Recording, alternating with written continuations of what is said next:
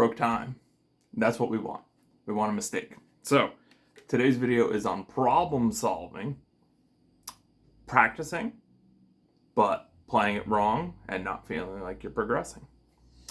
When this happens, what we're really missing, like we're actually putting in the time, we're trying, we're playing again and again and again, the time is going by, we feel like we're putting in the reps, but we're still not progressing, right? What we're missing is the detective portion of the process, and this is what allows us to figure out the core issue. Okay, so as I run through this harmonic minor, E harmonic minor scale, that is based off a natural minor scale pattern that I'm much more comfortable with in play. Adjusting one of the notes for harmonic minor gives a completely different sort of set of things to look out for, right? So I figured in real time, let's sort of work through it. Now the issue that I made is on the ascending. As you can see on the descending, the confidence is a bit there because I did a little bit of work already since I started doing this. Right, you see, getting into those notes is allowing me, the confidence is there, I'm certain about what to do early enough, that's the key, early enough before it actually happens, right? But the ascending is something I haven't really played very much. So if I just started, let me try that same speed. Okay, so I got a little further that time.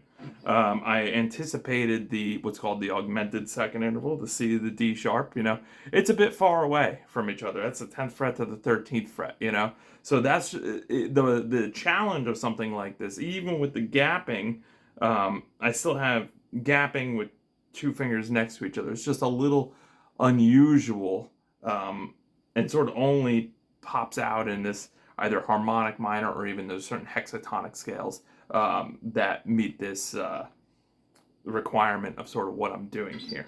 Okay, so let's take that again, ascending. Missed the alternate picking. Let's do it again. Okay, so you can see I got through it, but I had to slow down a little bit at the first string. So you can see that each time I'm going through, I'm actually improving a bit. So far, there's no consistent issue. And this is really important. If we discover a consistent issue, a note we always have to slow down on, a note a pick stroke that we're not sure about, this is the thing that's absolutely holding us back from progress. And you want to search out this thing, really, if you're putting the time in, it is the absolute most important thing at that moment. So make sure you're looking for whatever the core issue may be. Let's take it again. Okay, I got the D sharp, but I wasn't happy about it.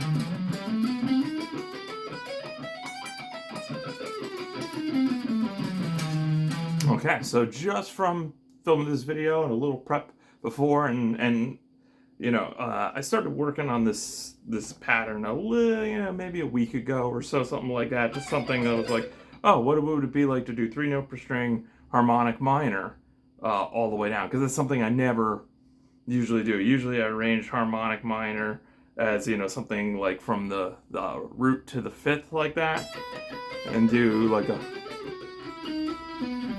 something like that, like a pedal tony thing.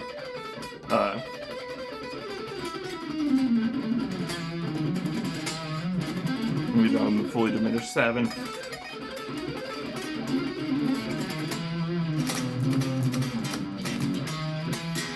Right, so it's like thinking about the notes is the easy part. Fretboard's really well memorized and all that, right? But the arrangement and getting these patterns to turn into something that I've never played before, to get a novel experience out of it, that's much more challenging, right? So that's the reason why I would take a pattern that I know in the natural minor.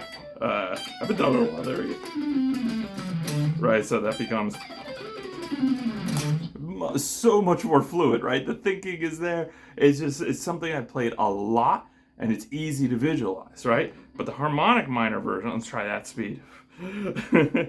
Uncharted, but it's almost guaranteed. I just want to disclaimer, right? It's almost guaranteed to mess up, but that isn't the part that I want to either. It's not the part I want to be afraid of. I actually want to look forward to that, because that will reveal the first weak thing. And if I reveal the first weak thing, I could I could work on fixing that weak thing, and then it can no longer say through training and through consistency training, that kind of stuff, then it no longer has to be, that's really important here, no longer has to be a weak thing. Okay, so let's see.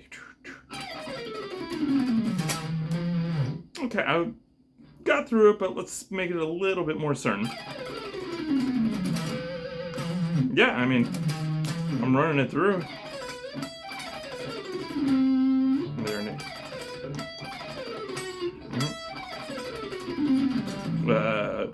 Thinking. There we go.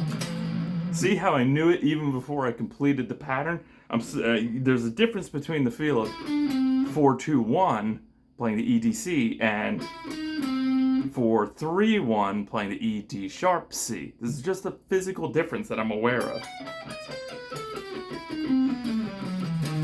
Right, so as I go through, there it was, right? I felt it. Right, let's just reduce the size of the exercise for a second, just so I can really hone in on getting comfortable with that move, and maybe you start turning around there. Right, and now turn around. Okay. And now. Yes. See, now I feel like if I plan out the picking a little bit, down, up, down, up, down, up, down, up on the E. Let's aim for that.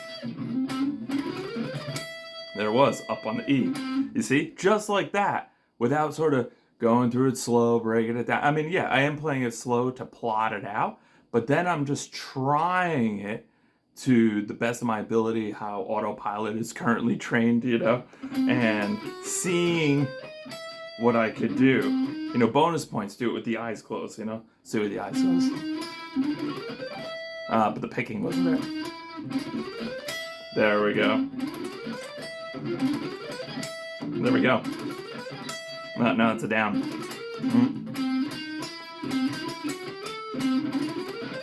I really want to make sure I'm playing that D sharp there. Yeah, but I didn't get the down. There we go. I should say I didn't get the up. I was looking for the up. But I got the up that time.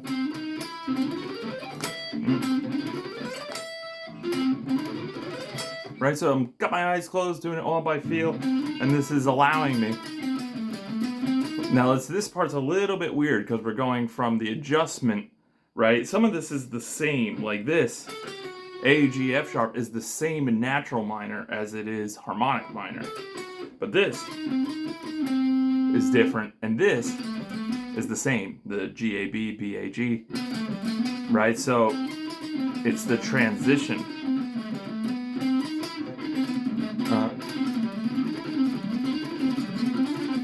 I played the D natural. You can hear it.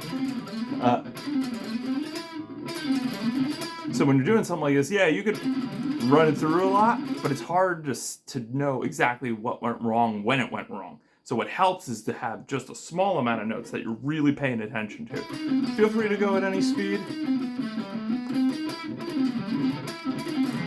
But listen.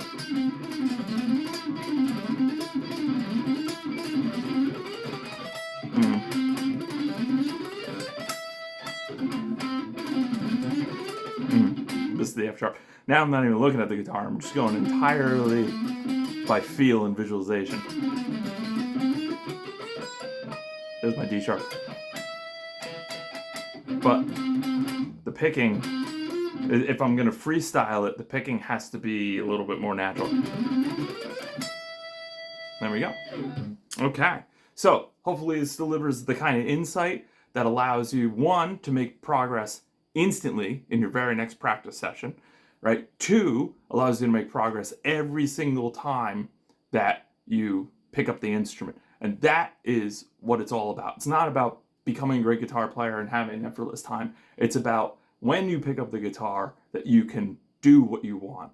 And the journey into developing that ability is the best part.